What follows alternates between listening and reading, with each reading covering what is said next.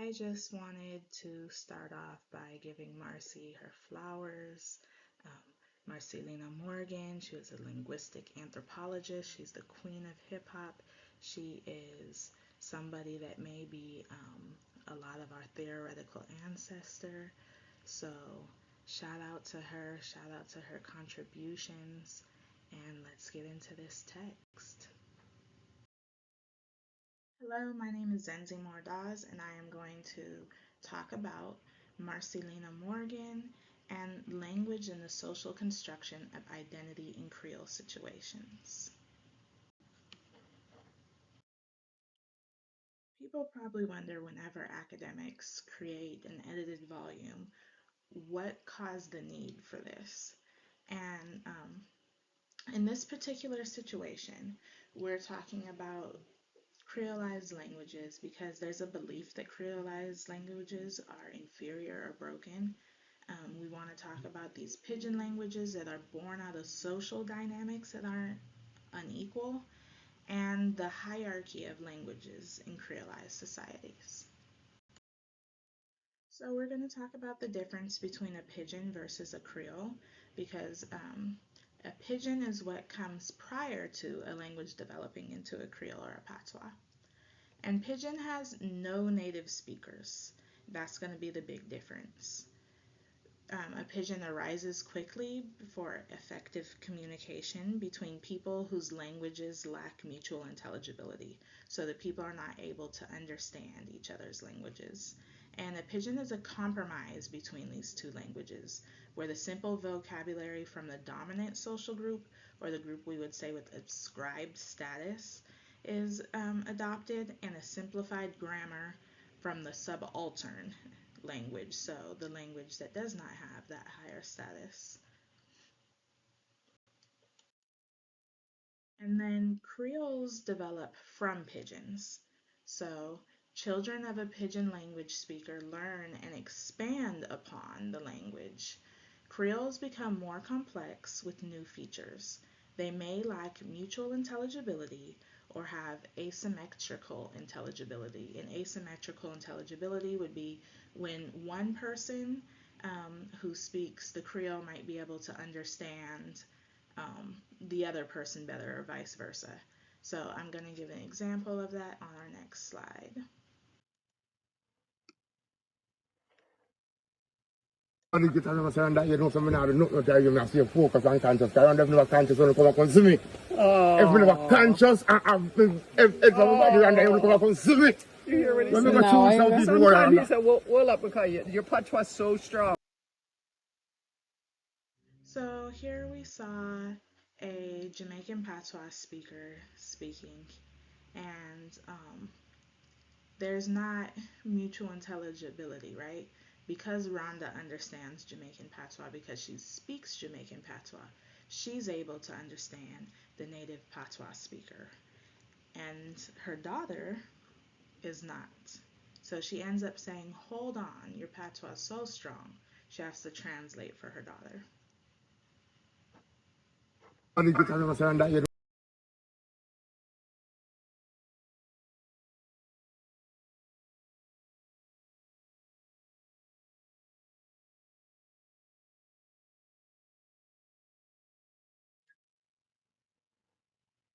So Marcyliena Morgan had some brilliant ideas on Creole languages, and she brought people together who spoke different Creolized languages and created this edited volume. And one of the things that she said was modern Creole language situations have arisen mainly from European conceived and controlled plantation systems that brought together people of different nations, cultures, and language to serve as either indentured workers or slaves.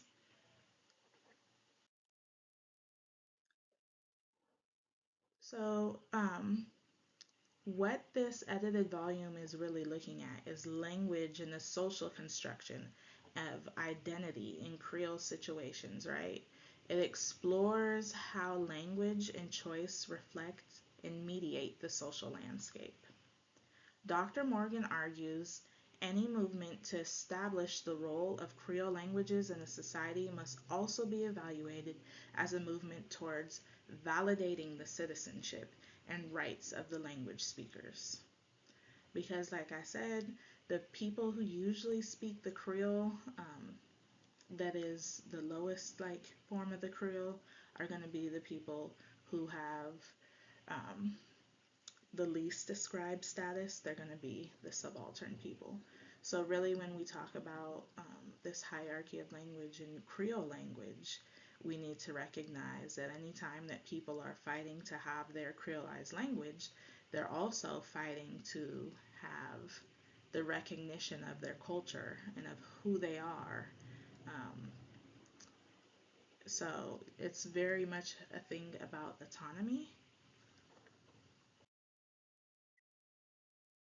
One of the topics discussed, and it's kind of a recurring theme throughout this text, is issues that happen as we're trying to standardize Creoles. Um, I am a Jamaican patois speaker. It's the language of my family. My father never spoke the standard English language. He only spoke patois. So I chose to focus on Dr. Mervyn Allen's contribution, which highlights the issues with standardizations in Creole. And what Dr.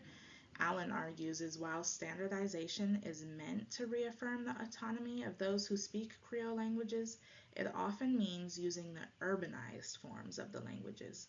And that standardization actually ends up reaffirming the hierarchies of the language or the Creole continuum.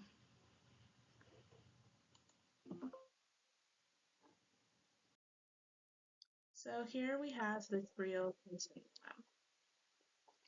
And on one side of this spectrum, we have standard Jamaican English, which is the acrolect. It would be the language of prestige. It's the accent that is often associated with the British and the upper class. So it sounds more like a British accent, but it's still distinctively Jamaican. On the other side, which would be the opposite side of the spectrum, right, or the continuum, we have Jamaican Creole, and that's the basilect, or the language with the least prestige. And that is going to have more of the African grammar and African words used in it. And then in between, you have this variety, right? This spectrum of, mesolex, which is that in between language. And on the spectrum, it can move either way, right? It can go progressively towards the acrolect or the higher society, the prestige language, or it can go in the opposite direction, moving towards the Creole, which is the basilect, and the language of less prestige. So I wanted to use the example of a fun word, right, in patois, anmigo, your hand middle. In standard English, this is your palm.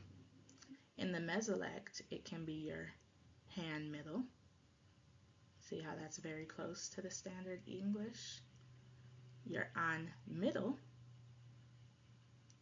moving away from standard English, more towards the Creole.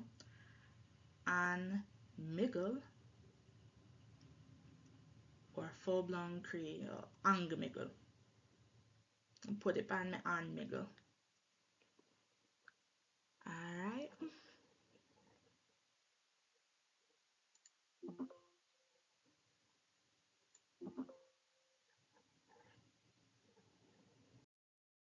I really appreciate the work of Dr. Marcyliena Morgan and just what she did here, bringing these authors together to contribute to this text.